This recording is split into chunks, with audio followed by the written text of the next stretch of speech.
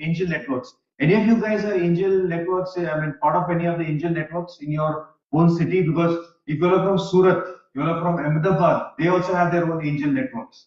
Hyderabad, Chennai, Kolkata, everyone has got their own angel networks. They have got an informal and formal setup. Even if you don't really put in the money, getting to know some of these startups, getting to spend some time with some of the research analysts or the people who actually actively invest will enrich your knowledge of what's happening in the country. I put these details down. There are some links. As I said, this will be made available to anyone who wants this. All right. These are some of the most active folks in the VC ecosystem. Some of these names I think you all do know: Redbus, Myntra, Freecharge, Just Dial, Taxi for Sure, Flipkart. These are the people who actually were sold to larger companies. So I'm talking about a proper, the positive energy of it. Okay, I'm not talking about people who were unfortunately were into a fire sale or shutdown. Just giving some positive twist to the story. I'm going a little bit fast so that we can take some more interactive. Okay, Agnikul you have heard of, right? You all remember Agnikul? Recently it was on the news. The investors, some of these friends of mine were actually invested in them, like Java Capital. Incredible stuff, right? You all know about Numosity is actually a homegrown Bangalore-based startup.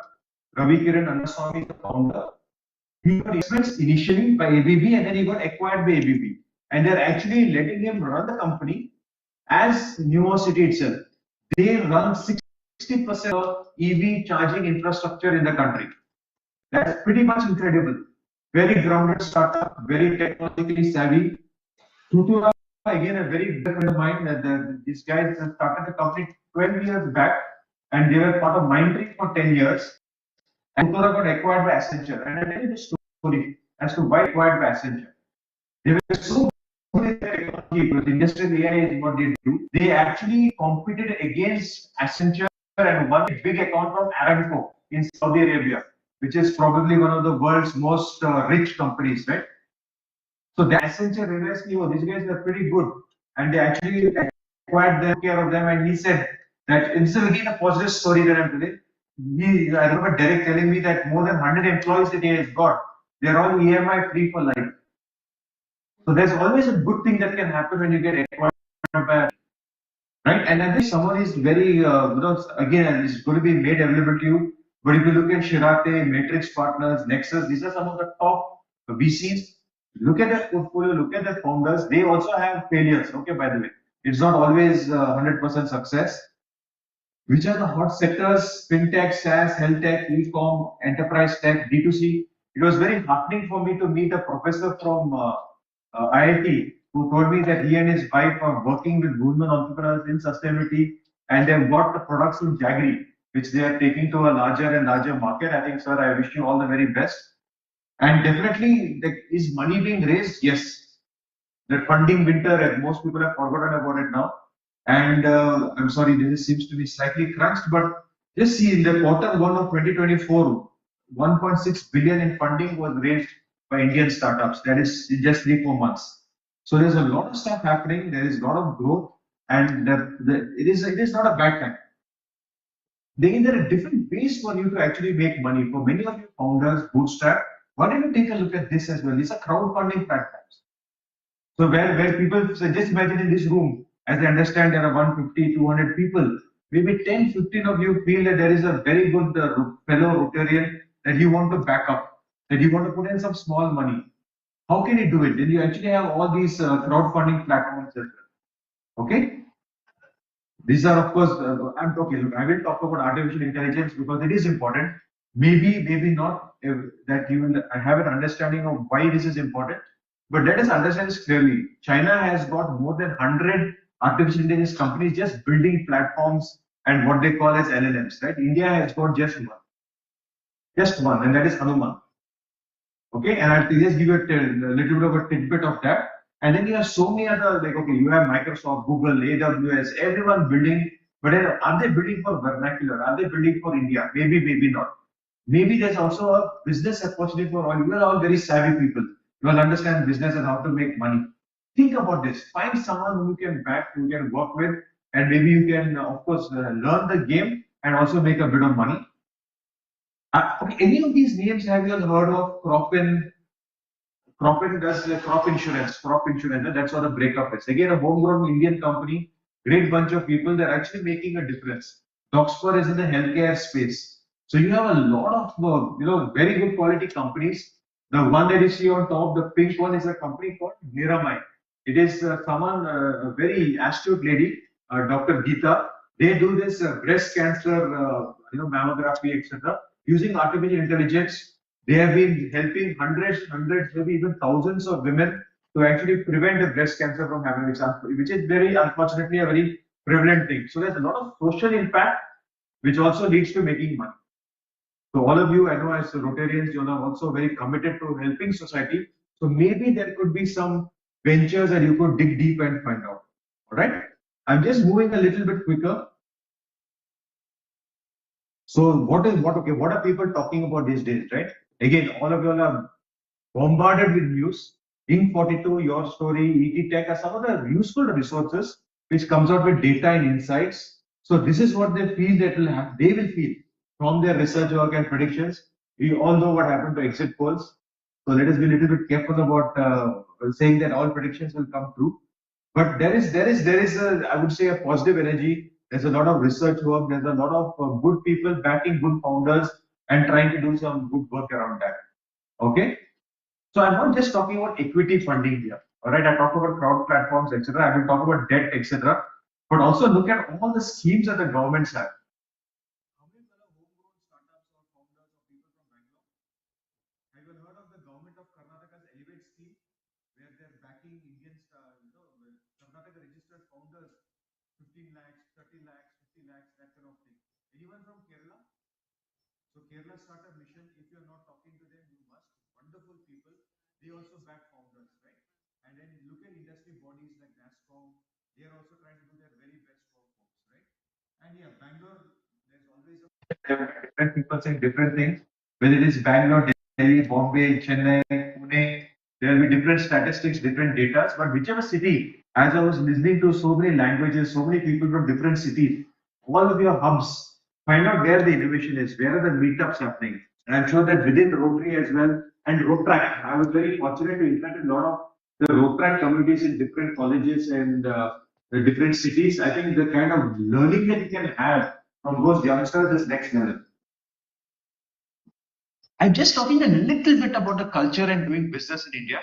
You're all extremely well aware of how to do business, but maybe let's go back to the basics.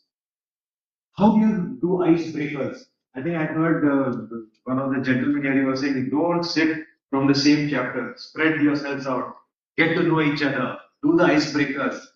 While you having your parties and get-togethers, also maybe there are some relationships and conversations that can lead to some very positive outcomes around business. So maybe I just put these things down. How do you build trust? How do you really make sure that you get to know each other well?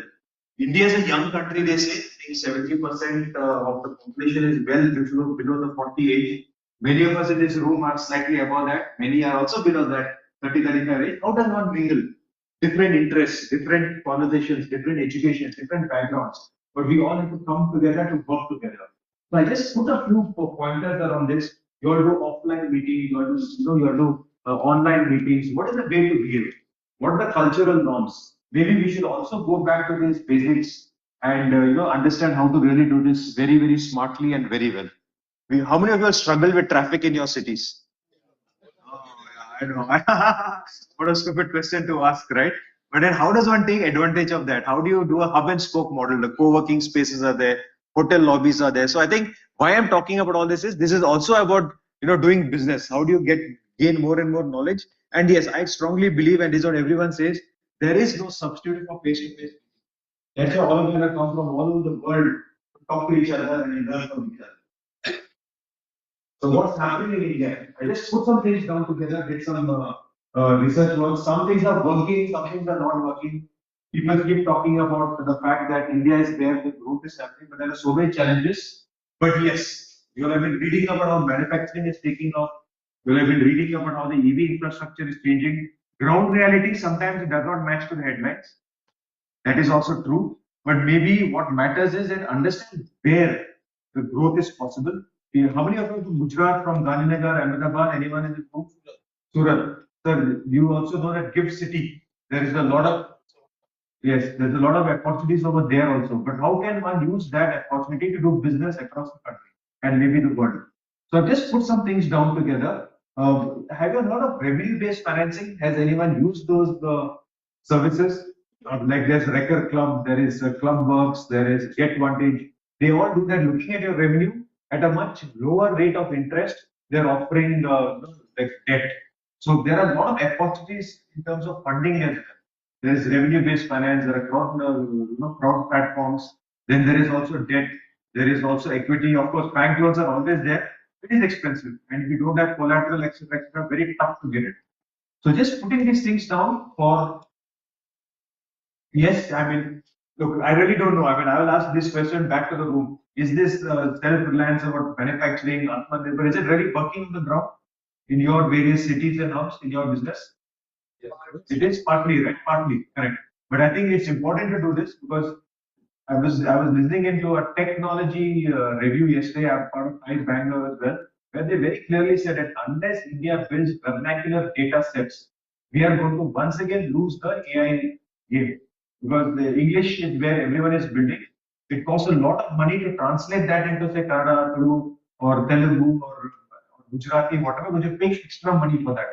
And who's making the money? It's a big, the big tech companies are making. So is there an opportunity for India? Right? And it's not about you guys building it, okay? I don't know the code, but can we find the younger lot who can do this kind of stuff? State governments are trying their best. I think what Gujarat is doing, or Tamil Nadu, or Andhra Pradesh, or Telangana, or even in Karnataka, and so many other places. We were talking about IIT, Bombay, and Science. We were talking about the fact that there is opportunity, but I should go out and find it and make it work for us. We do talk in English, we speak English, but yes, again, I want to emphasize that there's a lot of opportunity in vernacular. And we have that ability, right? We can speak, I mean, how many can speak more than 3 or 4 languages? Almost everyone, right? It's a massive opportunity. So how can we make money out of this? It's an open forum for us. And yes, we are a very different thing. LinkedIn, how many people are actually focused on learning how to use LinkedIn? Please do that. It's really important because this is the gateway towards business culture, business opportunities and connections, but learn the game because there's so much to understand. There are learning courses, etc. Please do take it up. I just put a small thing right now. I mean, I do a lot of these sessions around sales blockers. Many times you are reaching out to customers, you don't get an answer, or there are what they call as sales blockers. There are techniques that are available on how you can actually manage this kind of situations. So preferably learn it in your own languages, in your own communities, because that different people behave differently. But there's so maybe we should learn from the guests who come from outside of India. How do they deal with the people saying no or not taking appointments? Or I was talking to some people who give appointments and then disappear. So how does one tackle that? And if you may ask, IP laws. Why I'm writing all this is very important. Okay, any deep tech in VC, for example, Idea Spring or Pi Ventures or Bloom, they will always look at the IP that is there. Can you defend your IP? Is your IP is going to grow in value? That's when they look at putting in money. Okay, so whether you're any kind of startup, any kind of business, somehow finding out how the IP laws work, protecting your rights is very important. In places like Karnataka, for example, if you're a technology startup, you apply and get an IP, and if you have told the government about it well beforehand, and you follow the rules, up to 80% of your fees that you're paid to get the patent is actually reimbursed after you get it, not when you're applying. You have to put the money from your pocket, but up to 80%, they're willing to give it back to you. So there are a lot of schemes that we should not ignore. Communities, festivals, behaviors, traditions. Why I'm writing this is all like the kind of D2C startups that are there who are just building for communities. They're building for festivals. In fact, outside I was looking at the stall, which had this very beautiful Rotary branded. Everything was there. There were brochures, there were style pins, there were ties. I think isn't that a massive opportunity for in a country which has got 1.4 billion people and our prosperity is increasing. So that's why I said that there is also opportunity within a small, say, one state, there are people who do money in Diwali alone. They focus all their energies on Diwali and they make their money. Like you have all the various festivals that happen in Gujarat, for example, and Dandiya and all that. People just work for those 2, 3 months and make all their business in D2C. It's nothing to do with tech, right? So that's why I've just put this down that we have a lot of opportunity. We have a lot of ways to cater to different regions or festivals, etc., and make lots of money. And there are VCs, there are investors willing to back such kind of companies. So I'm trying to cover the wide spectrum. Okay, this is just information. What I've done is I've taken some of the older, funding. If you see last year's, what are the top deals, who has invested. This would be all very, very useful for you to understand who are the investors. And you can take, I mean, as I said, this is going to be made available. So you can do your own research work sector-wise, who are the people investing. So depending on your company, which sector, maybe this will help you guys to kind of dovetail. Of course, D2C brands, many of these you have heard of. We have taken these for granted now. Things like Chai Point or Chayos or so many other power gummies have been talked about. Wooden Street is such a well-known brand now. But believe me that when they started, they were so small. But now see how big they are. Enterprise tech, of course, that will be the big thing. This is about acquisitions. Who's buying whom? So this is also will give you sometimes people are building to get bought, which is fine. Absolutely not a problem. Who are the players? Who are the, you have all heard of these brands? Many of them have been listed now. Many of them are going to get listed now. And then who are the people investing? Okay. So these are very useful templates that I've created, and it's all for you all to use. And again, this talks about who are the companies who are invested, which were the big guys, who have they invested in, right? And this is fintech, because fintech is, I work in a bank. So this is something that I do a little bit of extra research. Again, it's all about funding, who are the people, all useful information made available. I just want to talk a little bit more. I have 10 minutes and 40 seconds, and I have to give at least 9 to 10 minutes to you guys. Just about sales, okay? Connecting on LinkedIn, go to industry bodies. Rotary, phenomenal, but you have so many others like NASCOM, ASSOCHAM, BCIC. Maybe keep an eye out on all the events that happen over there and attend as a delegate, etc., right? Because it really make a big difference. I would also very strongly emphasize that banks, corporates are supporting startup activities. Large companies like PwC, KPMG, etc., are also trying to see what they can do for startups. I would look at, if you have not heard of this, you can just remember Head Start, eChai, TIE. These are all people who are doing a lot of activities for founders. There is absolutely nothing against what you guys are doing, right? Complement, bridge the gap, because that's how you can create more and more networks. Keep moving forward. This is very simple. If you are an investor and you are having some dialogues, remember that this is what the investor wants. They want to make an exit. They want to talk to people with a great team. They want to make sure that there's enough time for more investors to come in for the next round. And they want to make sure that you have a good set of mentors and your corporate governance and due diligence are absolutely set. I've just created this because if you are going for a larger round of funding, these are some of the things that an investor will look at and think of. All right. When you're having dialogues with the investors, maybe these are some of the things that you should ask them also. That what is the value that you're going to give to me beyond money? Can we stay in touch? Even if you don't invest now, can we come back to you after a month or a quarter? What are the kind of milestones that you want us to achieve? What kind of MIS do you want us to keep, and if you want to invest in us or not invest in us, how long does it take for you to decide? And will you ask for a board seat? Of course, this is usually only for Series A, but I just thought I should put this together for all you founders because these are dialogues I will have at some point of time with various, investors. And when you are doing the conversations, again, this is for the startup founders. These are maybe some of the things that you should just keep in mind as you are having the conversation. Always thank them. Never argue. You may think that I'm right, I have all the data insights. What's the point of arguing? You want them on your side. You want them to say good things about you to other investors or come back to you and work with you. So use data points. If you don't know, say you don't know. We will get back to you. You will stick to the time given. You will appreciate them. You will thank them. And if you feel that you can, stay in touch with them beyond that meeting, please do that. All right. So I just put this few things down. It's not that you don't know. All right. This is not a Gyan session, but maybe we should not forget about these things. And when you're having the conversation, keep this in the back of the mind, right? What do you want? Ultimately, you want this. You want money in the bank. That's why I put it in bold. And then you want to get a win-win term sheet. You want them to support you later on. You want them to help you with a lot of things, potential collaborations, potential customers.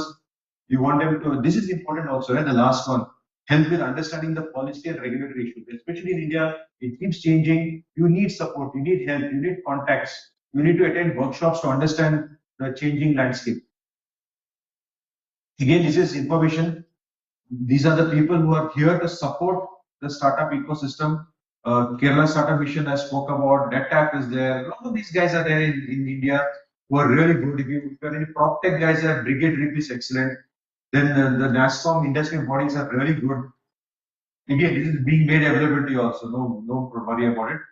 Some of the other governments, if any of them from Odisha or Kerala, the Tamil Nadu guys are there. I also put the websites in each of the states. Who are the people that you can reach out to? Okay, BIRAC and CCAM focus more on technology and healthcare, etc. Okay. Again, this is something that you all know. This is what is happening. D2C brands are growing. EVs are much more talked about thing, and definitely people are spending on grooming. They're spending on self-care. Influencers, people might even be business coaches or influencers. It's a good thing and a bad thing. Don't fall for the wrong kind of people. It's a caveat. And if you can see that there's a lot of whether Japan or South Korea are also interested in India, investments are happening, brands are coming, collaborations are happening. Please keep an eye out for this beyond the borders of India. Okay, and yeah, this is a summary. Just to let you all know that these are the things that you all should be ready for. These are some of the things that you all can do. Please take a look at what the Invest for India, Startup India websites are. It'll give you a lot of useful information. And this is me. And you can most welcome to keep my phone number is there. I'm on LinkedIn, and I have just a little bit less than 6 minutes for any other information or any other conversation that we can have. So was good on time? Uh, I hope it was. Want to ask questions? Yeah, please. Yeah. Yeah, that was an excellent. So related one. Now I have clarity I need is for the as an angel investor or VC, you look at for a proprietor-based company or it is mandatory that it should be an LP or a private. See, different people have different norms. Okay, see, remember that why does an investor want to back you? 2, 3 reasons. Right? One is that they would like to make sure that they get their money back when they find a next round of investment or IPO or an exit, right? So now, when if you go for only a normal, your CA will advise you. I want to be a little bit careful here, but it's not about today's investment. They can put in money today, but they say no partnership. If something goes wrong within the partners, our money. See, you want to keep your money safe. So and you also want to get a next round of business. You want to maybe expand beyond the where you are. So the CA and the investors will tell you what kind of company. And sometimes you have to adhere to it if you want them. Again, it's a personal decision. Okay, so that's why I'm being a little bit cautious on saying that is the right way or wrong. And look, keeping yourself and your equity to yourself for the longest period of time makes you more valuable as a founder. So, do you believe that the now role of the professionals and in this century you told a lot of things which common investor or common people or common businessman, it's very difficult to understand and give time to understand. So it is now in this complex environment of business, people don't know about AI or whatever data science and whatever. So in that terms, do you believe that now the role of the professional has substantially increased and people reliable should using those professional roles? Sure. So there are two things again to this. One is as a founder, you don't have an excuse. You cannot say that I'm a founder, I'm busy with business, but I don't understand technology, or I don't know about GST, or I don't know about certain law. Because you're supposed to. That's why you surround yourself with the professionals like a good CA, a good lawyer, a good business coach, a mentor and advisory board, so that you can always sound them out to know that am I on the right track?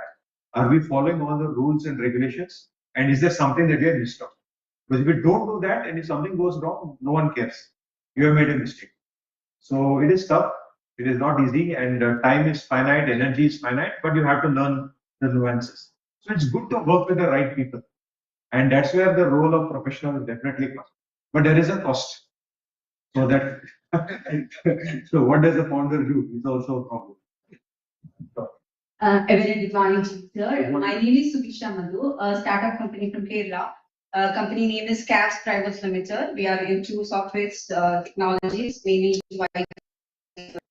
Actually, my question is that now my company is having 15 to 20 employees, and so far I didn't take any loans, any investor, nothing, not for seed funds. But right now I want to scale up my company to next level. So will I go for a loan or an investor? What? Very difficult services company. Yeah. Very difficult to get venture. Those look venture banks. How do they get the next round of investment?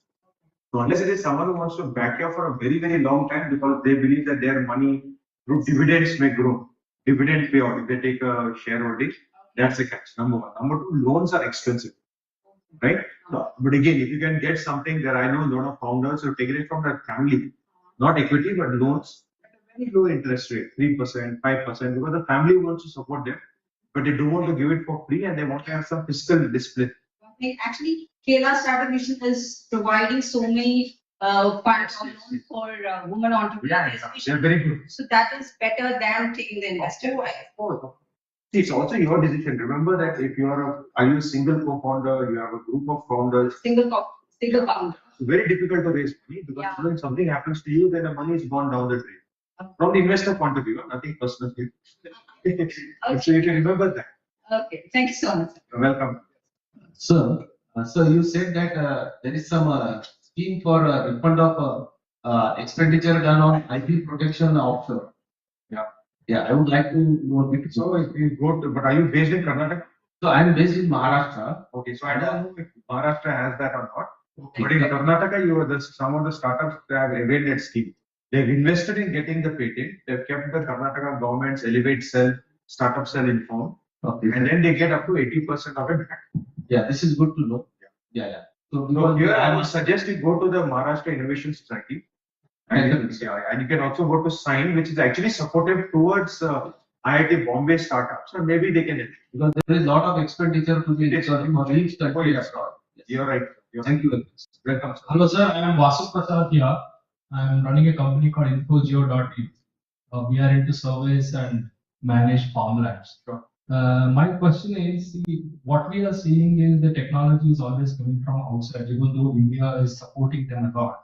When are we going to build things like Facebook, WhatsApp, or Twitter? Or are we going to just depend on them? Even if you see media, Big Boss, most of the TV shows are only dependent on. Is it you're all English groomed and we don't think in the local language or in the local context? Is it going to stop in future, or will it only continue and will we be like, someone who is pleasing the local Indian? Please keep the question short. And then, Yeah, so very quickly, the answer is with the 150 people. I think you all should talk to each other as to what you all want to do. Whether you want to build or do you want to only use technology from outside. But there are a lot of youngsters building some incredible technology. Last question. Yeah, go ahead. Both of you can ask a question. There's one behind also. Please go ahead. And then I'll stop. Yeah. Okay. Just a very quick question. For me. My name is Ravindran. I am into market research. I want to know whether VCs use market research Yes, companies they do. like us. They do. Or independent They do. companies. The answer is yes, sir. You should reach out to them, and if they see value in taking your services, they will take it. But they have very strong analytical tools and technology tools, including ChatGPT, to get a lot of information. Sure. So you have to make a strong case. No, I'm mostly into actual primary research. I request if we answer the question, please don't extend the question. Sajni, last question, please. Sir will be here with us for some time, so you can definitely interact with him later. Just a very quick one. One of the charts talked about some tier 1 cities. All of the uses. Correct. Do we have any research for manufacturing cities are preferred?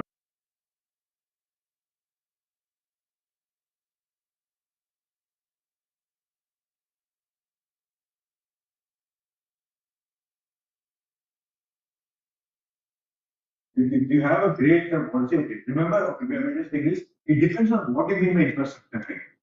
Supposing Labor is very cheap, but you don't have water. Or if you or you don't have this, it has everything. They'll do that. When you said to manufacturing, do you have any data that we can? So manufacturing India has been weak, sir. But South India is better than the North because we have more resources. Fine. And then Maharashtra is very good also. You see Pune, Nasik and all these places. What about Gujarat? Gujarat is Gujarat, sir, number one. Okay, thank you very much. We should not include Gujarat in conversation. Thank you very much. I think I will not be at fault if I state that this has been one of the most simple, easy to understand and most helpful presentations by someone into VC. The presentation has already been shared on the group with all of you. I will request for his permission to share his number also with all of you. You may please contact him. He's extremely approachable. He will definitely support with whatever answers you need. So can we have a big round of applause for him?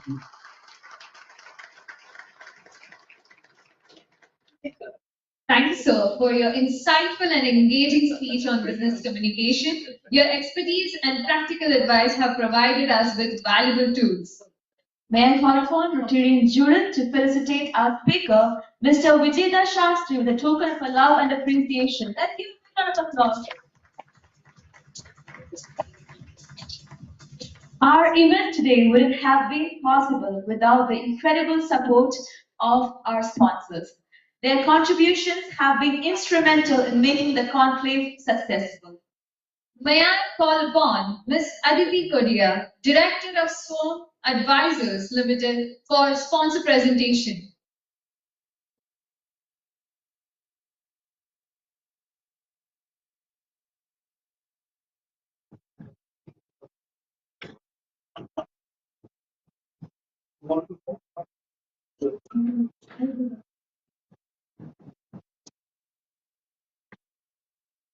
So, am I audible? Yes. Good morning, everyone. And I would start by saying opportunity. Since yesterday, we have all been hearing this word opportunity in so many ways. Like, I am thankful to Rotary for providing me this opportunity to speak here in front of all of you. And we have been talking about how we are meeting here in terms of creating more business opportunity for all of us, right? And while we are on this subject, how can we forget about this opportunity? India. India is one of the top 5 economies in terms of size. So much of potential, opportunity when it comes. More interesting thing is of the 5 growing economies, but it is growing at the pace of small countries. So no offense, but if you look at the growth of US and China, it is growing around 2% and 4% compared to India, which is such a huge economy, but growing at a pace of small sized country. If you look at the GDP, 6.8% GDP. This is our annual GDP. So this immense growth is contributed by a lot of factors, and here I'm mentioning a few of those. We have heard earlier before my presentation as well how we have such a robust manufacturing boost, credit boost. We have seen infrastructure has been on boom for last decade, and it is going to be immense growth that we are going to witness in this, all of these sectors in the coming decade as well, right?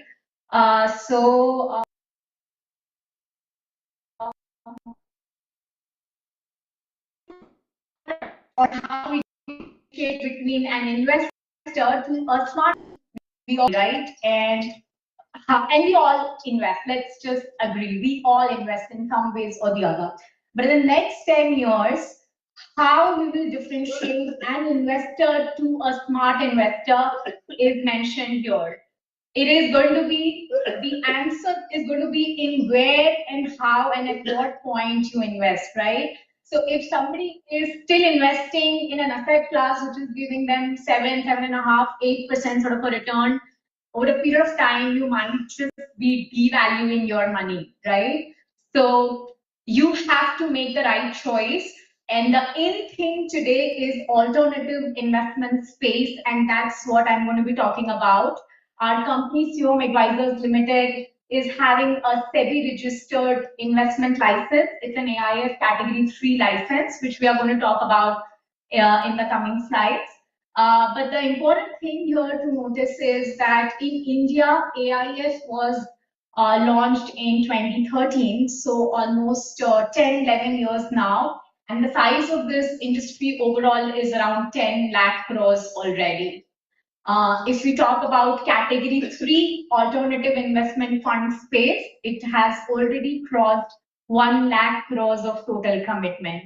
So we talk about how per capita income is increasing and how people are moving in terms of their investable surplus, right? And they always need new ways of investments, right? They want to have non-conventional ways of investing. And AIF by SEBI in India is providing one of those non-traditional ways to invest in the equity market. And we want to make as many investors a part of Siom as possible. So I have already talked about the company. We also have a PMS license, Portfolio Management Service, and we would be launching it soon. We are already running a category 3 alternative fund in the name of Siom India Alpha Fund. And we are also into corporate advisory. I will take a moment to introduce Mr. Radharaman Agarwal. He's a rank holder chartered accountant. He's the MD and CEO of Siom Advisors Limited. And he has had a corporate journey of 20 plus years with giants like Asian Paints and Pidilite, strong corporate governance, strong very companies, big vision and big executions. So he has that which takes to identify the right set of companies. And that's why almost 2.5 years back, he decided to start this. This was his passion, and he's left his corporate journey and now into the entrepreneurship like you all here. This is my family, and Mr. Amol, Mr. Rajesh is here, and that's how Siom has gotten the opportunity to be presenting to all of you our product here today. So thank you again. I will talk a little bit about how category 3 AIF is different from other traditional ways of investment, since I have spoken about it so many times in my presentation. So everybody does long investing, right? So whether you are investing through your demat account or whether you are doing mutual fund investments, even if you are taking PMS services, you all are buying stock, keeping it for a certain period of time and then selling it, right? We wanted to provide our investors something which traditional investments do not provide us with. And that's where our unique opportunity, our edge, our differentiation lies in the second opportunity, which is short-term investing. We can also call it special opportunities or corporate action, which I will talk here in the coming slides. So very stringent parameters basis which we shortlist stocks for long term in our portfolio. When I say long term, it would be 2+ years of horizon. These are some of the stocks that are a part of our portfolio when it comes to long term investments. So you can see Strides Pharma, Techno Electric, Astra Micro, and with very solid research and stringent parameters in place, we shortlist stocks which we hold for 2 years or more in our portfolio. Now talking about the differentiation that we are trying to create, almost 40 to 45% of our fund, we try to keep it liquid and we deploy it, we park it on in places where an individual or a retail investor in general from their traditional ways of investment cannot.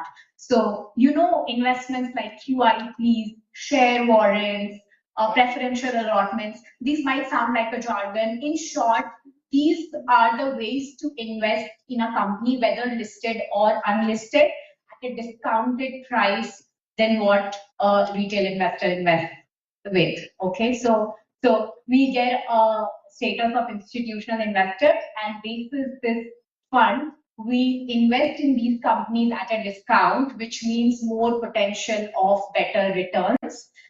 We also participate in IPOs.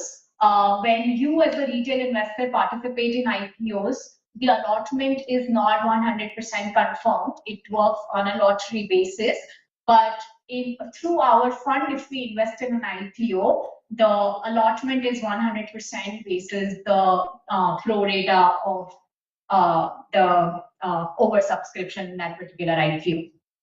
Moving forward, these are some of the corporate actions that we have taken in our portfolio.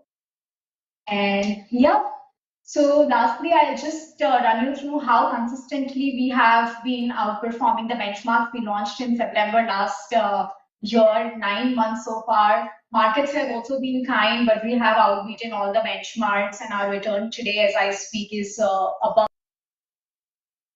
46 May. Details, we are looking out for HNIs, and also CAs can be a good relationship referrals for us. We've also put a stall 6 number. So if somebody wants to know more or have a one-to-one, we are here till tomorrow. So thank you so much again, everyone. Have a good day.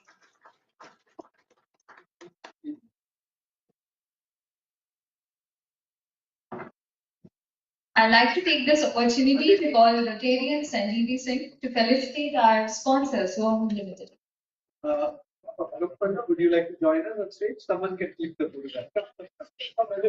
Yes, Amolji. Amolji, please join us on stage. Amolji. Oh, okay. 1 second.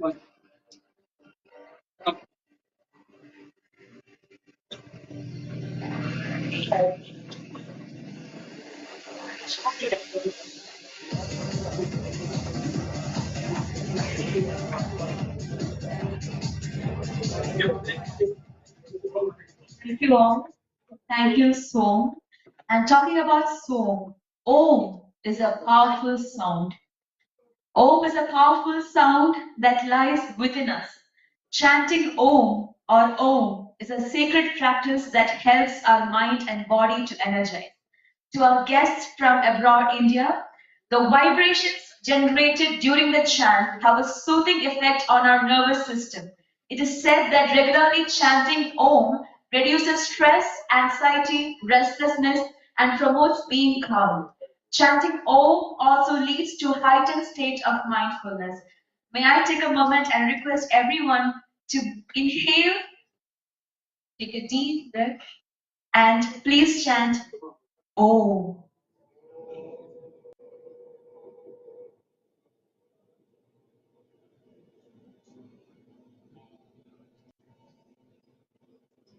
I guess everyone feels the good, positive energy and that relaxed state of mind. Thank you so much for participating.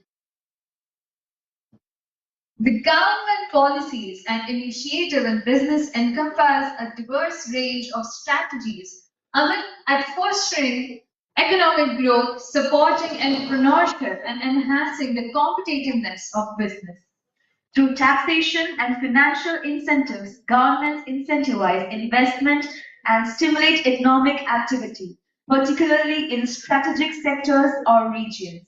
Regulatory reform efforts streamline bureaucratic processes and reduce barriers to entry, promoting a more conducive environment for business operations.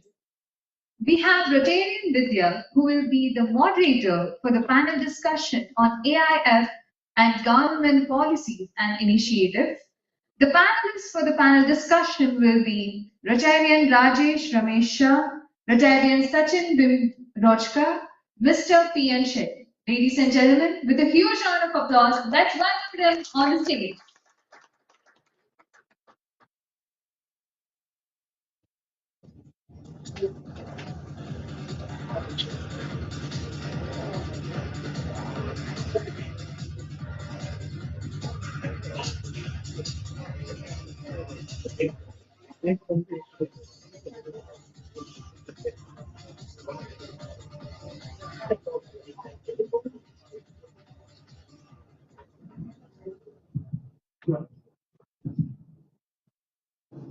Good morning. Thank you so much, ladies.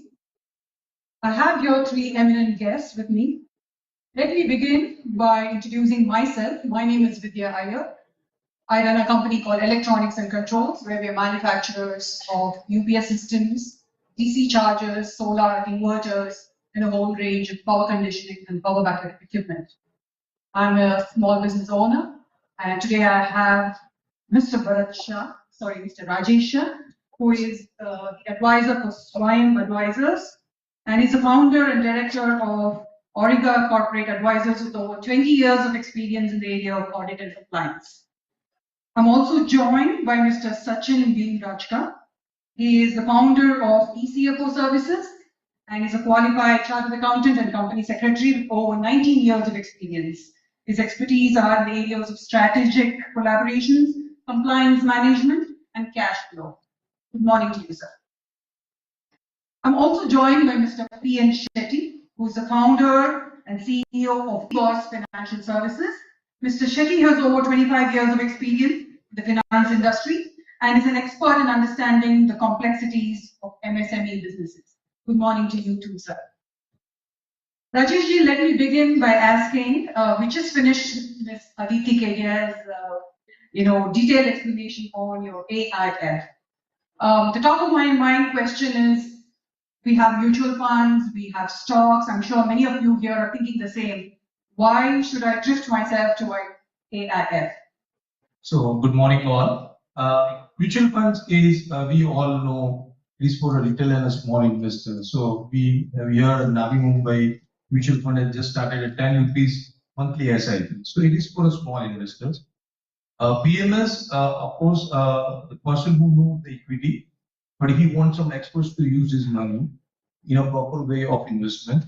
So where the SEBI has given a 50 lakh rupees as a investment amount, minimum investment amount to start. So PMS is for if we say so why this? There is a broader horizon of equity and they can invest. The earlier the start they have told us about that investment various startups and all, but don't have a time. So they know that somebody expert can do it, and in that particular scenario, they can able to invest via this investment of AIF, where they cannot do it on individual basis. They can do it through AIF. I told you about that. How many apply in IPOs? Can you raise the hands? So you all apply in IPOs, but you get the allotment? No, you don't get the allotment. Here in AIF, we have a chance to get a proportionate allotment. So that's the advantage that we have. We get the proportionate allotment, and that is why we prefer AIF. Mutual fund size is 30,000 to 50,000 crores, and AIF has just begun. The series is restricted to 1,000 crores. It cannot be increased to more than. I have to form another series. So in that 1,000 crore, I can able to manage the equity very well.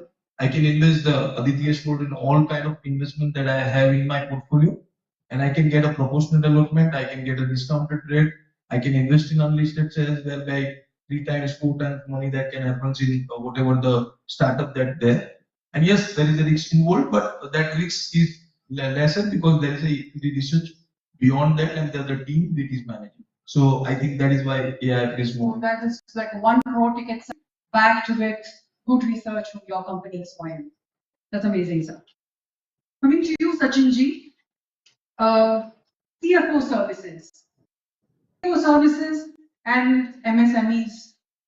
Can you please? I mean, it's like I'm trying to draw the connect here. See, basically, when we talk of a CFO, it's basically the head of the finance. And Can you? yeah. So when we talk of a CFO service, we talk of a financial engineering side, right? Generally, the SME founders are on the technology side. They understand the technology side of the business, but the finance side is missing. right? So they require various kinds of services.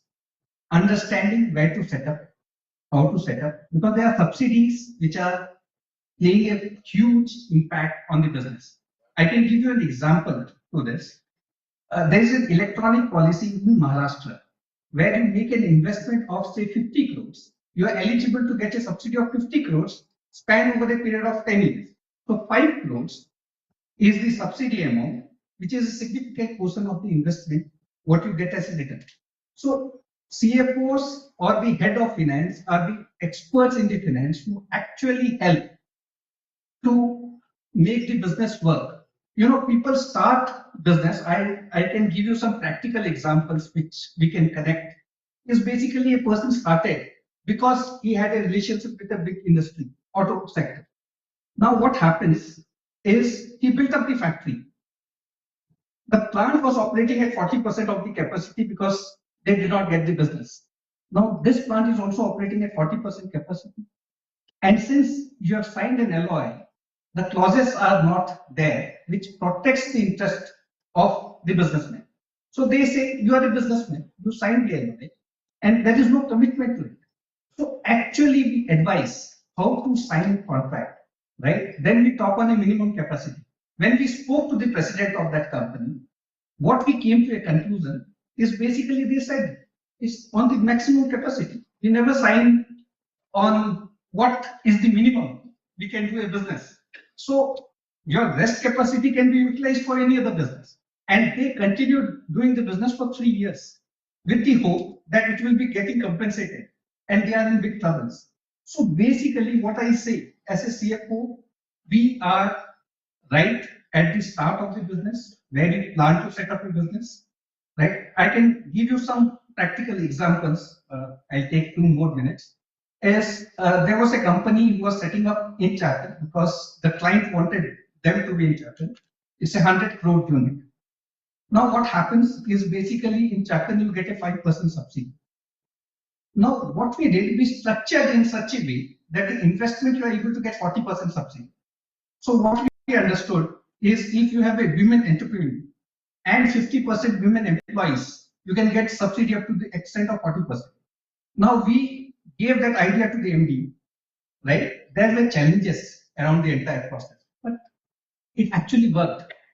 Now this company with an investment of 20 crore, they will be getting a subsidy of 40%, which is 8 crore over a span of 7 years. That's a huge money. So what I say, you know, they stopped signing the contract and they engaged us on the services. On the first day we got the contract, right? What we also did is basically they were setting up a unit, but there is a section in the income tax which talks about new manufacturing units starting the operations till 23, which has now been extended to 24, that you pay a tax of 15%. So you are actually saving 8% income tax. So what we did, we also created a subsidy, but there are the challenges around it, right? We convinced, now the challenges is what happens to businesses, but it does work, right? And there is a long story to it, but what I can say is every business owner requires this services. True. The devil is in the details in contract. I think we all know that, and we have burnt our fingers many a times. I think we all need another head, a CFO service, to look into it and tell us probably in detail what we are signing up. Shetty, being an MSME business owner myself, money is always scarce. I mean, at the same time, we also have fear of borrowing, right? We don't want too much exposure. We want the right exposure. What are the unconventional ways in which MSMEs can borrow apart from the more traditional ways?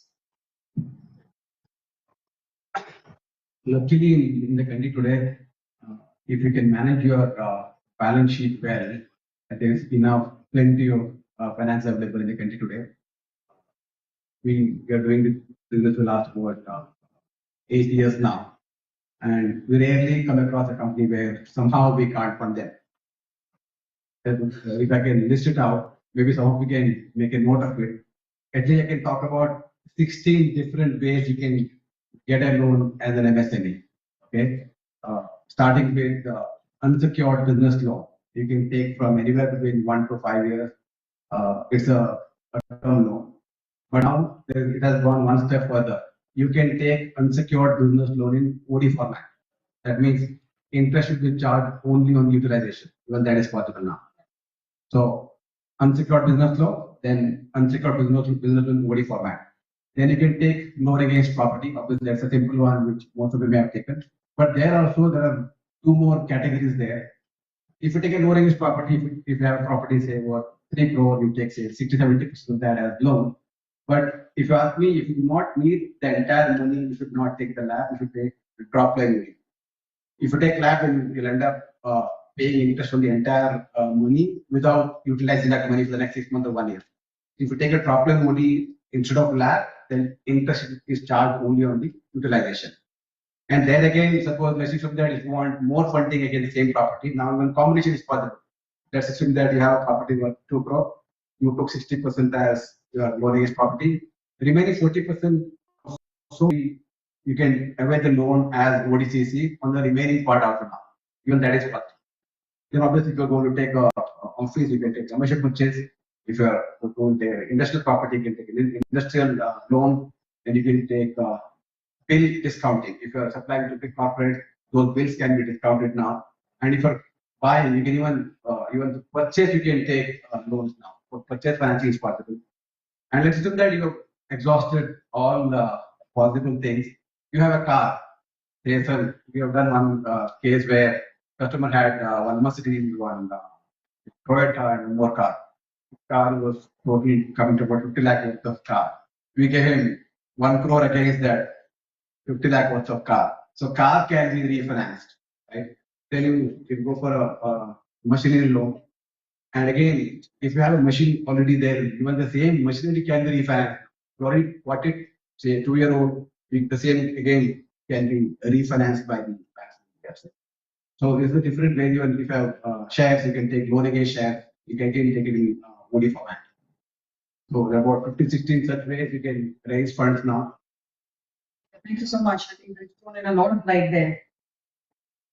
Rajeshji, we've just concluded elections. Of course, we all know about exit polls and finally what happened and where we were yesterday rather. And what's going to be happening in the future. We're going to be sitting on a solid or a shaky chair. We don't know. If I were to invest in AIF XYOs, what do you think would be my future with regard to the political scenario of my money with you, as well as irrespective of that, what do you think is going to be India's future for the next 5 years? So now it is NDA 3.2, which is not Modi 3.1, but BJP is not the complete majority. But I think a stable government is now there for the third year, not of BJP or Congress. I don't want to talk about the political party, but always the people of India believe that there should be a stability of the government at the center. So that in last 10 years, government has already taken a lot of decision of GST, RERA, digital currency, in spite of manufacturing, Make in India. So these are all things which has been taken in last 10 years. And people now started, some of them have stated now that partially that they are taking the benefit out of it. So if there is a policy which is at the center, which is consistent for some period of time, because now the horizon is longer, 5 years period of time to any accelerate. So if there is a consistent policy at the center, then the advantage is that they can able to increase their business, they are able to involve in their business. So you rightly said about the AI investment, because the business people, now there is a very conducive environment in which I have to involve each and everything. Even I am an employee, CEO, CFO or MD of any company, I have to be full-time involved with the business. I don't have to time of managing my money. So I need someone expert, which I already asked earlier to him, that we need an expert. We need an expert to use the money. So there is a continuously monitoring of the equities or continuous monitoring of the investment which is there. So in that particular scenario, somebody else is managing your money, and they will able to give you a good returns other than what you are giving in the business. So that is why I perceive that it should be invested in equities or with RIF. There are a lot of other investments that are also according to your risk appetite you invest. But particularly AIF gives you more returns. Aditi has already told we have crossed 6% returns last 8 months, and we believe that now there is a consistent government for 5 years in the there.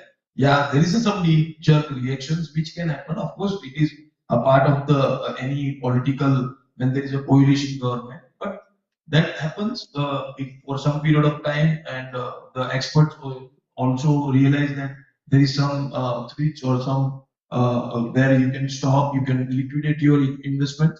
Where common investor due to their involvement of time not in the particular investment side. So in that particular scenario, of course, people know we have been also liquid for 50% of our portfolio when this election was there. We are perceiving something may happen, something good is there, then it is also always a good, but there is always a point has a two sides, and that has happened. And we were as we were 50% cash, we deployed the money, and again our return has restored to 46%. So it is there. Always there is definitely a risk of investment in any class. Even 5 lakh rupees FD, more than 5 lakh rupees FD is not covered by DGS. So this is what I believe that if there is a money which is 1 crore which is invested in AI, you must have a professional like us into space so that we can able to give you a good returns, and monitoring is anytime possible. Thank you. Definitely, sir. Sachinji, you spoke about CFO services. If I were to hire CFO services from your company, can you tell me what I'm expecting from the CFO service? Is he going to be an online or an offline CFO service? Is he going to be a person whom I'm going to be? Is it going to be a constant person? Is it going to be the same person who's going to be dealing with me? Or is he going to be having multiple accounts? Can you please elaborate on how the CFO service is going to be? So, when we talk on the CFO service, it's basically partnering with the business, understanding the requirements of the business, right? So, in a business, in different stages, require different services. Say, when you're growing, right, you require funding, right? So, we have partners who focuses on the funding on the specific industries. We have partners who actually focuses on the business side, the running of the businesses, the credit risk, the management. So if you are talking on increasing your profitability and mitigating risk, we have a different partner. Now the model is a combination of offline and online. Ideally, we build up relationship with the partner, with the businesses, we understand the business, and then we provide specific solutions. So it can be, the business is there and is looking for growth, where you are talking on fund, or you have a business which is growing, but you need someone to manage the business, the risk side of the business, right? Every business goes into various kinds of risk, the credit risk, the insurance risk, there are a lot of risks. So if you're looking at business as usual transactions, we have separate partners. So it's a combination and a mix, and the services are best suited to the SMEs because it's a pocket-friendly service. So we charge on the requirement basis. So it's not something which is a high cost. The value we say is 10x of what you pay us. And that is being demonstrated. Businesses have found it useful. Sometimes we actually also give consultancy where they don't require a full-time service. So we generally associate with manufacturing companies, which are typically 100+ odd crore companies, and looking for growth and other things where they require our services. But we also advise smaller companies who are, have got stuck. Cash flow is one of the big challenges, right? The various funding options, so we actually help them in that. The backbone of any SME or MSME is a strong finance administration. Totally agree with you on that. Shettyji, what according to you is ailing MSMEs today? What can we do better? Of course, there's funding, there's growth, there's opportunity. Are we scattered everywhere? What according to you is the real problem that's ailing MSMEs? I think if you ask me, in my mind, biggest challenge is scale.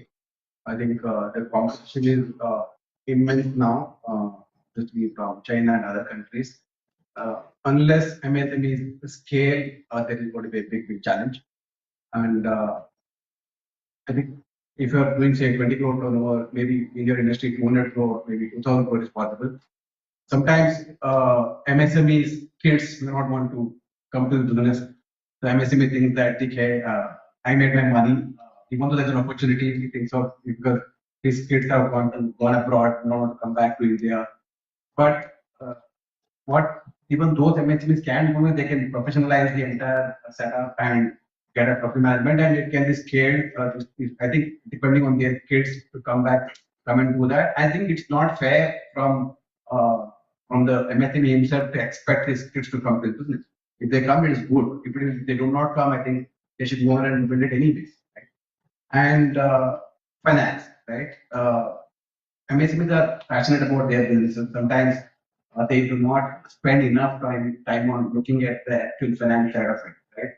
So as simple as you all do audit, why not loan audit, right? All your loans may be running at X rate. If you ask me, they pay on loaning his property some 12-13% from NBFC, or sometimes LIC for say 10%. Working capital they pay some 13-14%. But loaning his property is available at 9.925. Working capital is available at 9.925. It's about negotiating with the existing bank. Go to their branches, tell them that market is offering this rate. Please reduce my rate by 1 to 2%. If they don't do it, approach multiple people like with 100 plus banks and BFCs, and maybe don't even for most of the services. So that at least should create such competition for the existing bank, and it is possible. And important thing again there is looking at all the ratio. Now all the MSMEs need to understand that India is transitioning from your typical balance sheet ratio. Earlier, if you show certain ratio, you would get loan. Not anymore. Now every cash flow pays lending. That means if your banking is good and if the corresponding banking is backed up by your GST, you can get enough funding now. And funding can happen as fast as maybe in a week's time now.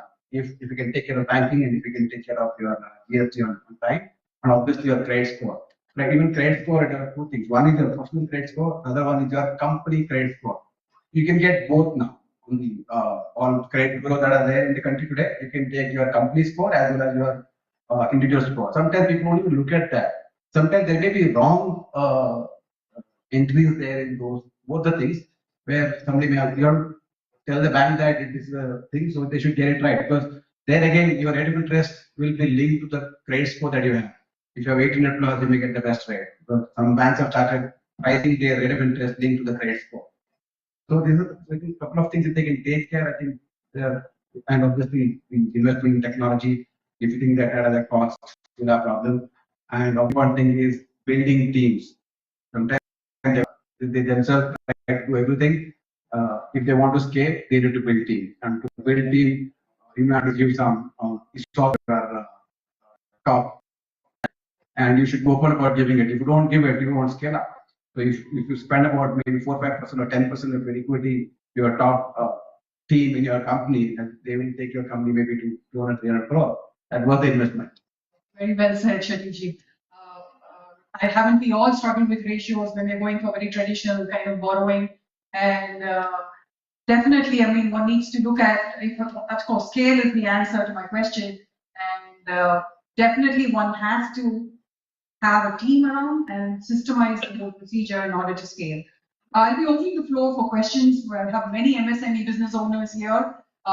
Anyone who want to question our esteemed panelists out here about their business, so if they're writing CFO services or their investments with AIF here with Mr. Rajesh Shah. Anyone here with a few questions? Be open to take them. Yes, sir. Yes, sir. The gentleman there at the bottom.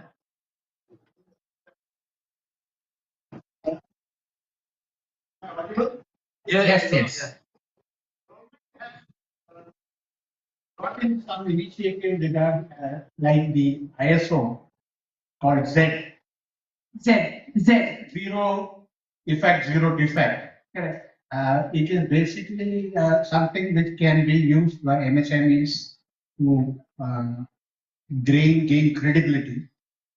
How this can be utilized in the areas where MSMEs require growth? I think going forward, so if you want to export, right, those companies obviously they can't come and see your company here, right? So these kind of certifications will give you the recognition that you are certified. Even in India, and anyway, government is anyway subsidizing that. So I think around 50% or 75% of that, whatever is 90% is subsidized. yeah, you anyway get the money back anyway from the government. So what government is trying to do is, so can you standardize your manufacturing, your supply chain, all the other aspects of your businesses, so that one can rely upon you of delivering goods at a with a turnaround time. I think it will help you in your exports. Obviously, it will help in your domestic companies, because there are certain companies look at the certification before giving out. How about banks?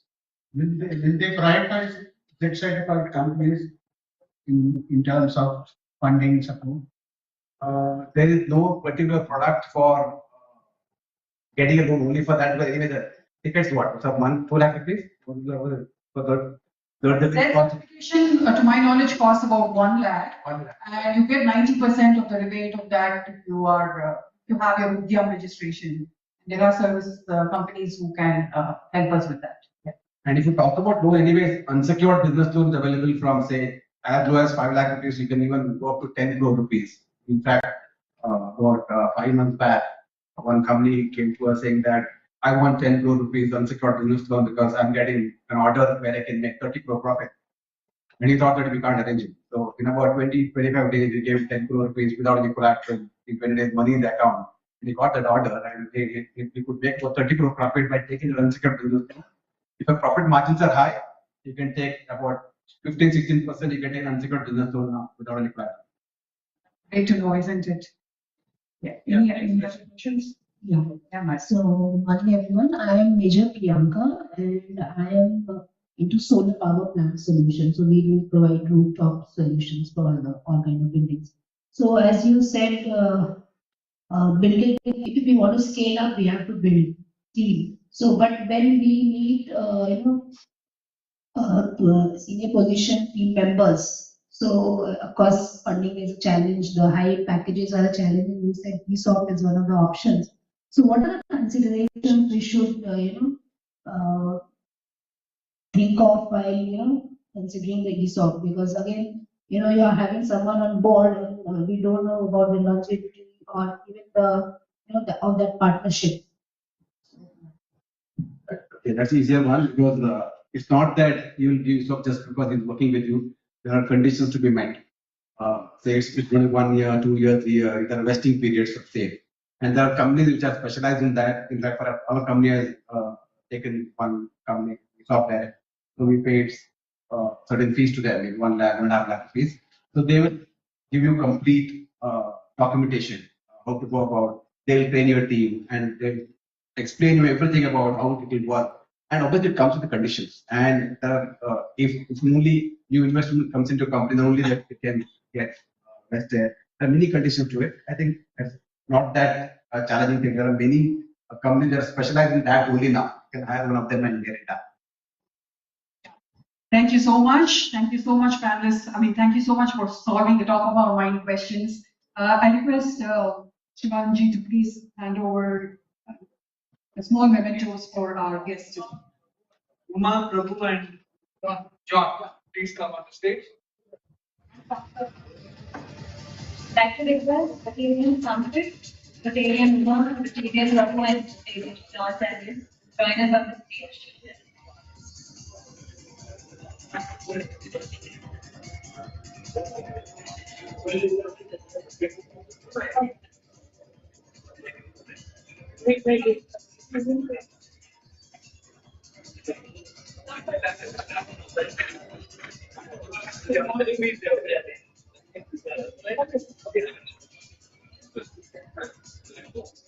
Okay.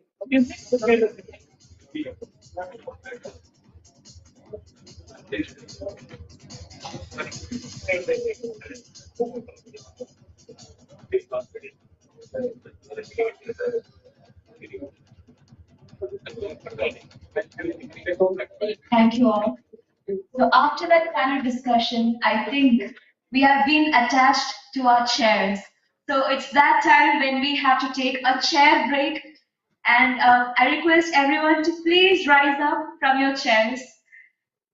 I guess we all need that break because we have been sitting for a long time now. Let's stretch ourselves. So I request everyone to please raise your hands to the maximum possible and slowly move down. Let's feel the presence of our hands, guys, because the future lies in your hands. So again, let's rise our hands again and slowly move it down. And to the next person standing beside you, let's give a big high five, a strong high five. You can make it as strong as possible so that the other person can also feel your hand.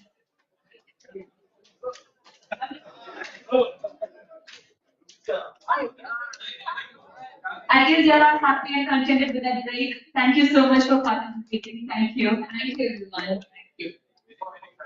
Moving. I would like to express many thanks to the panel discussion team. They made a very dry topic very interesting and very palatable to all of us. So thank you all so much. Thank you all. Moving on to the next session. Digital marketing leverages online platforms and tools to promote products and services, reaching a broad and targeted audience efficiently. Lead generation is a crucial aspect involving strategies like content marketing, SEO, and social media campaigns to attract and convert potential customers into actionable business opportunities. Mr. Mayur Bhatt specializes in digital marketing and lead generation. He is the co-founder of Fable Square, a full-service digital marketing agency with a decade of experience. Over the years, Mayur has successfully collaborated with 450 clients on more than 1,500 projects. An electronics engineering graduate from Canada College, Mangaluru, Mayur began his career at HP as a technical sales and support engineer for North American clients. His exceptional sales performance earned him an award for the highest yearly sales among 5,000 executives from 5 countries, highlighting his sales acumen and customer service expertise. Currently, Mayur leads the design and digital marketing efforts at Fable Square, leveraging his extensive experience to drive innovative solutions and client success. Ladies and gentlemen, let's give a big round of applause to the next speaker of the day, Mr. Mayur Bhatt. Thank you so much, ladies. One small request. When the presentations, panel discussions are going on, we would request you not chat among yourselves at that time. It can be a little disturbing for the other members who are here. We have ample time for fellowship and talk and networking later. So please maintain some decorum. Thank you. Thank you, Shivanand. Sorry for the long introduction, ladies. I didn't know it would be that much of a mouthful. Good morning to everybody in the room. My name is Mayur. Today I'm trying to share some of my insights about what you can do and how you can incorporate digital marketing in each and every one of your brands. So I'm trying to talk about marketing for everyone at a grassroots application level, basically in the realms of digital marketing and lead generation. So I think they went through that. I'll just stay short. I've worked with about 450 brands over the last 10 years. By virtue of working with 450 brands, I've pitched to maybe 2,000 CEOs, CXOs, both locally and internationally. Starts from Fortune 500 companies all the way up to, starts from very small MSMEs all the way up to Fortune 100 companies as well. So in my mind, when I look at it functionally, what is marketing? So you might have seen this term, you might have heard this term. It's a typical marketing funnel. There are multiple levels. The job of marketing is to nudge one of your users from one stage to the other. So basically, you're getting someone who's unaware about your brand to aware, and the steps go on, right? So there are associated activities for each one. Generally, certain activities work well in some levels, and other times you can have it across the board. So why should you bother with digital marketing, and why should you incorporate in your brand? Well, if you look at the industry now after COVID, most people are using digital, and the brands who are doing well here are thriving, and those who are not are struggling because they've lost the first mover advantage. A lot of brands that I see are coming to me and saying, I want to be on the first page of Google. And they say, and I ask them, have you done SEO before? They say no. And I ask them, what are your competitors doing? They say they've been doing SEO from 10 years. And I ask them, how quickly do you want to go to the first page of Google? They say, can you do it in a month or 2 or 3? So I tell them, is that feasible that someone has done something for 10 years and you want to beat them in a span of 2-3 months? So I'm saying, better late than never, start now.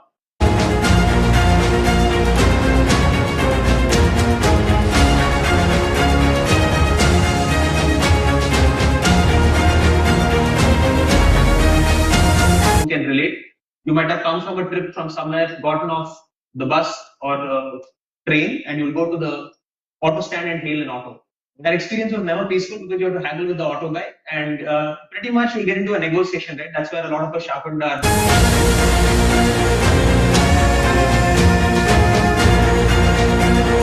In 2013, that changed all of this. I think we all know, we have it on our phone. Uber came into the market and disrupted everything.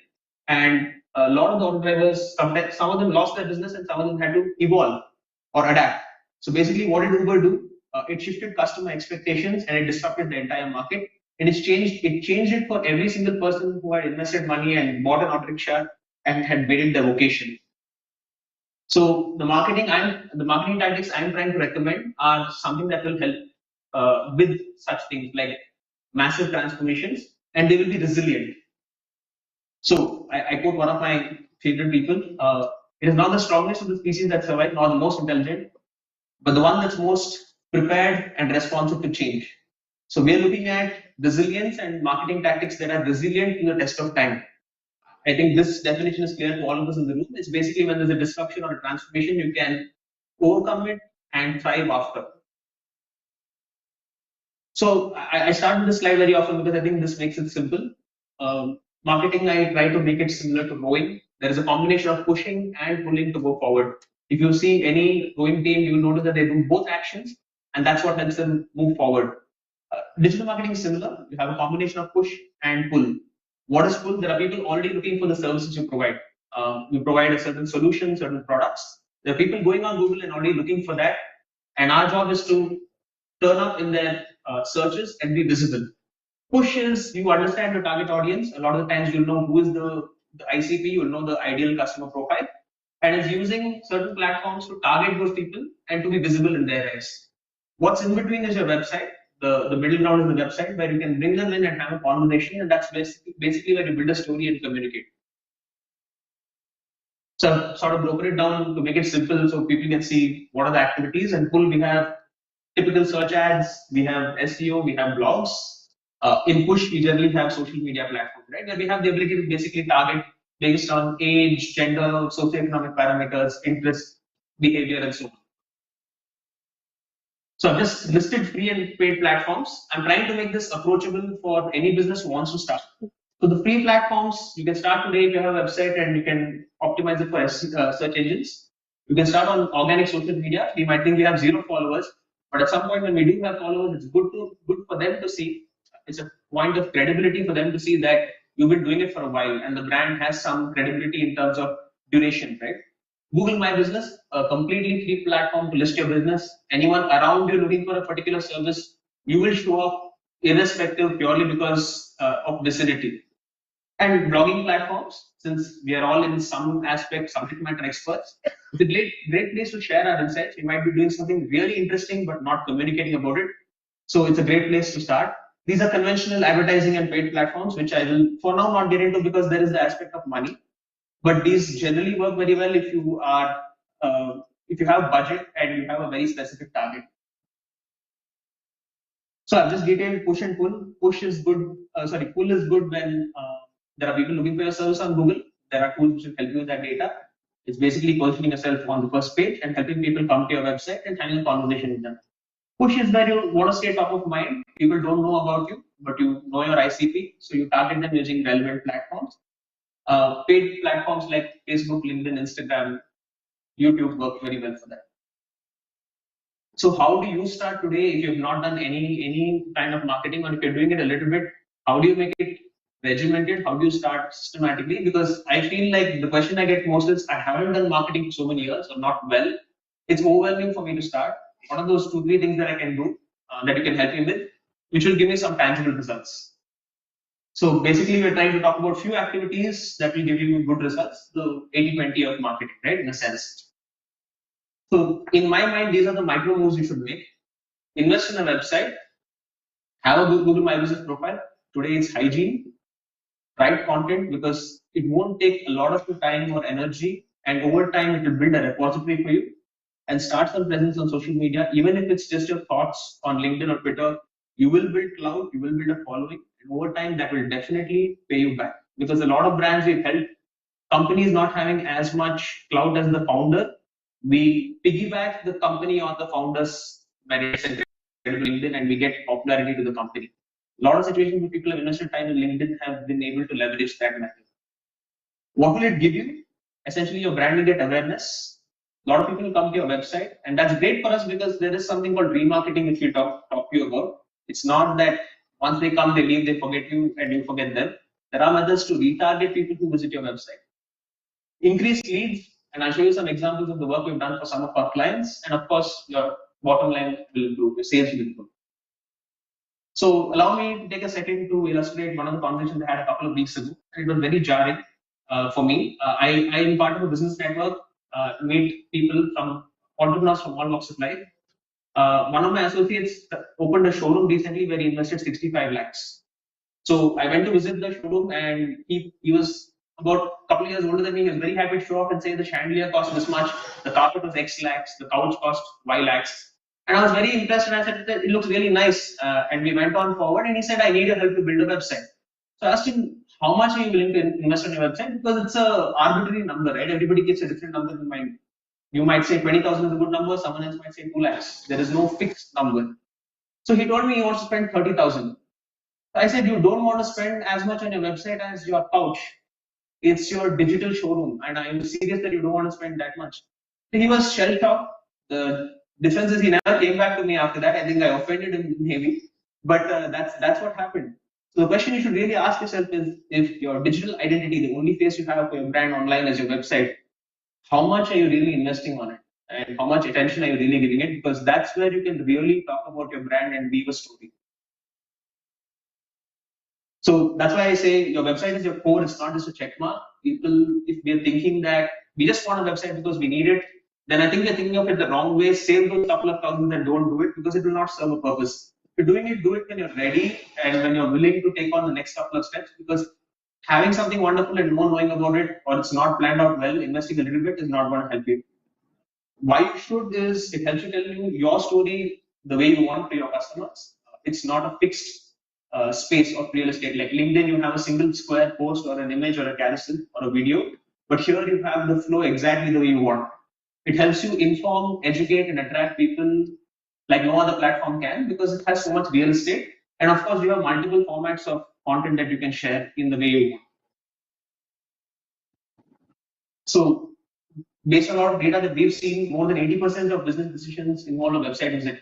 Might not be a customer, it might be the procurement department, it might be the junior person that your CXO has assigned to go and find vendors, it might be anyone. But the first impression you leave definitely makes a difference. If not you, definitely your competition is leveraging it, because today we know it's a dog-eat-dog world. If you don't do it, somebody else will, and they'll get the first mover advantage. It's a 24/7 sales person. You won't believe it. I get leads at 4 a.m., 5 a.m. in the night, 3 a.m. in the night, all sorts of times, right? Because we work with international clients. There's no time of day where I've not got a lead. And of course, the website starts a conversation even before you know the user exists. Even before you know who the person is or what their name is, your website has already done a little bit of sales for you. So it's a salesperson in essence. So I would say, if you want to start somewhere, start here. The best place to start. So this is just an example of what kind of websites are there. not important. I'll skip past it because I'm losing my time. Sorry. So optimize for mobile. 76% of traffic we generate from ads today are straight to mobile. Most people are not using their laptop because entrepreneurs, CXOs are on the move all the time. They're flying, they're traveling, they're busy. They don't get the time to open the laptop and check. A lot of the times they see it on their phone. So do make sure that it is optimized for phone. What happens is just by doing this, Google ranks you better. You might get a lot of positions jump just by optimizing your website for phone. Of course, it improves the user experience for the person looking at your website, and that helps with better conversion rates.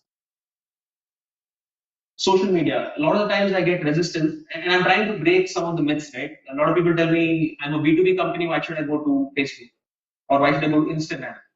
Well, a lot of the people who are, say, my age, 30 to 40, are going to be CXOs tomorrow, right? And they use Instagram. You're seeding thought or you're marketing to them well. A lot of the junior people who will check for websites, competitors, vendors are on Instagram. And it's a great place for employer branding. It will do that for you for free in most cases. Of course, you can target people. It helps you stay top of mind. And if you don't leverage it, your competition is definitely there. So I've taken the liberty of showing some examples. This is a campaign that we ran recently. We got 166 leads for a client. Of course, the conversion rates are lower on social media. It's maybe 3 to 4%, sometimes lower. But the total spend was about 7,000, 8,000 rupees, and they got 166 leads. So a couple of, and it's a real estate company. So a couple of plots sold for a couple of $1,000 is a great platform. So some posts that we've done, right? We've sold technology for an SAP partner on Facebook, Instagram. We sell luxury cars and electric cars. And the most recently, I think it came up in a previous conversation, we were commissioned by Modi's team and BJP government to work for vernacular communication in Karnataka. And most of it was on Facebook and Instagram. We didn't even think about other platforms. This is a campaign we ran where we generated 7,000 people to turn up on a Sunday morning for something called plogging, where you go around the circuit, pick up wet, dry waste. It's like a marathon with a gift. And because of the trash collected, it won a Guinness World Record. And this campaign was purely driven by Facebook and Instagram. So there is a lot of power. We barely spent about 1.5 lakhs for this full campaign to get that many people. There is a lot of power in social media. We know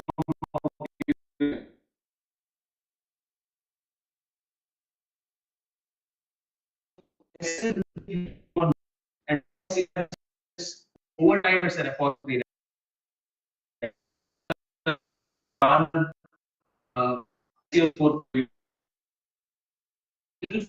Great to start longer than sometimes people don't they come with the intent to get on.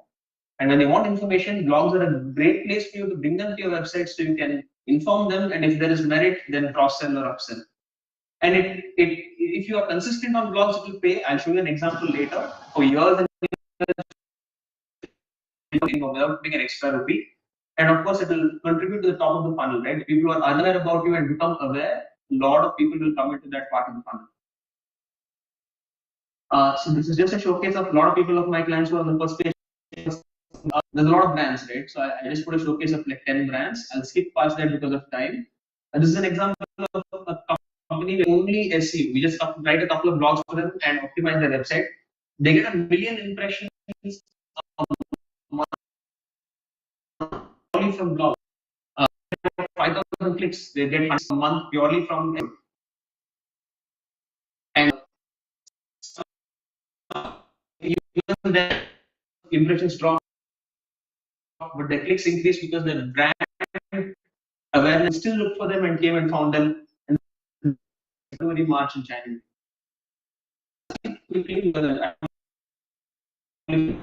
Recently, a couple of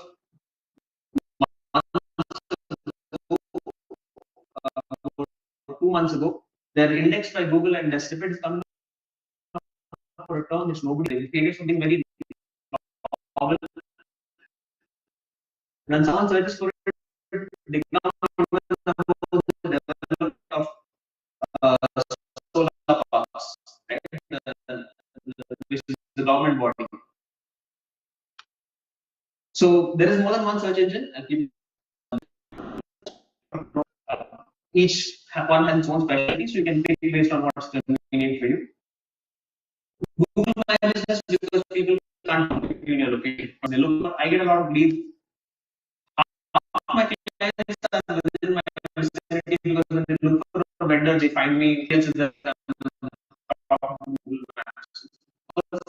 This thing, long tail wins. Long tail is a more specific. Marketing agency in long tail traffic kind of leads you get is better, and your conversion rates are always better. So it's always better to target this because there's less competition and the quality of leads you get is more. So if you're doing something for your website, if you're targeting an ad, always look at long tail because it will definitely help you. This is an example of us. We are on the first page for this presentation design agency Bangalore. And we get a lot of leads for them. We've got TED Talks, we worked with Dell recently. A lot of brands that we've done are purely from there. Every drop makes an ocean. So when you do this over time, it will keep adding. Every blog will bring in people to your website, and over time, it will add a lot of value to your brand.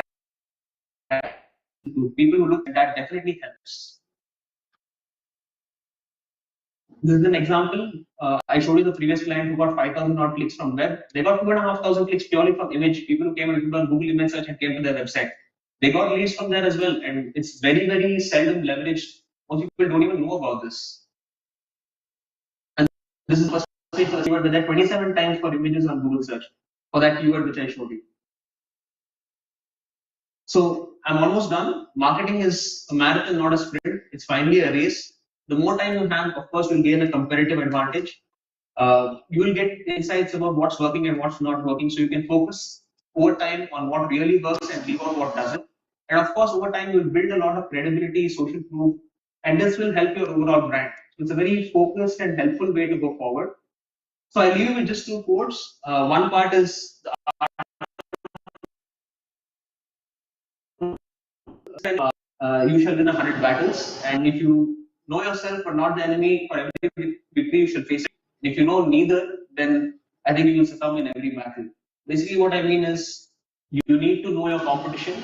Everything today is competitive, so you need to be competitive. You need to have competitive resilience, which means you have to protect your brand and also look at what the competition is doing. Because the only way to beat them is to track what they're doing.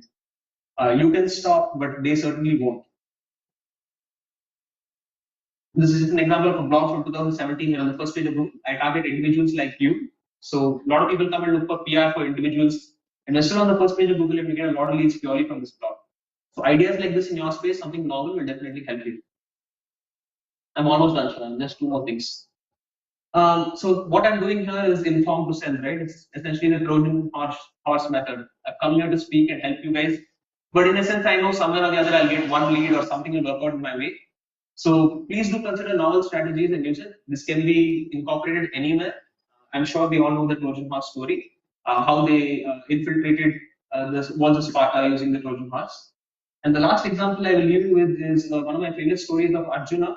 So Arjuna and Duryodhana went to ask Krishna for help. And Arjuna was at the foot of Krishna when he was sleeping, and Duryodhana sat at his head because he's Arabic.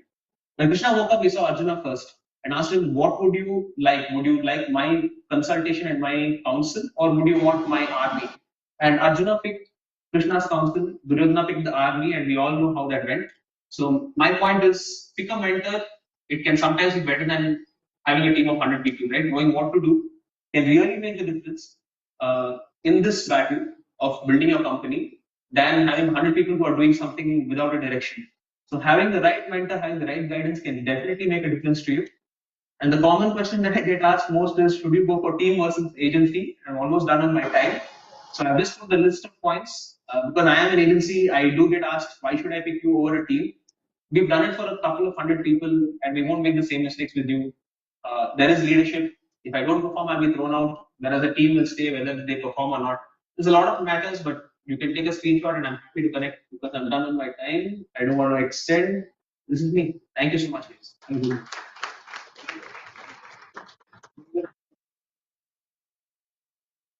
Sorry, this is my mom. She's my co-founder. We started the company together 10 years ago. I'm extremely proud because I'm from a Konkani community. They are fellow Konkani members, and our community is not known for entrepreneurship. We are more into service. So all power to them. Thank you. Thank you so much, sir. Yeah. Okay. Thank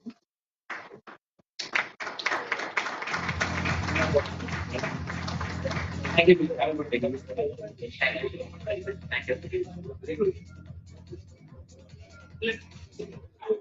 Thank you. Thank you all. Now it's time for a very short, quick break. So let's relax. Let's have the refreshments arranged in the parallel hall. And I request you all to please return back in 20 minutes because we have much awaited, engaging, interesting sessions lined up. So please take a 20-minute break. Thank you. Thank you.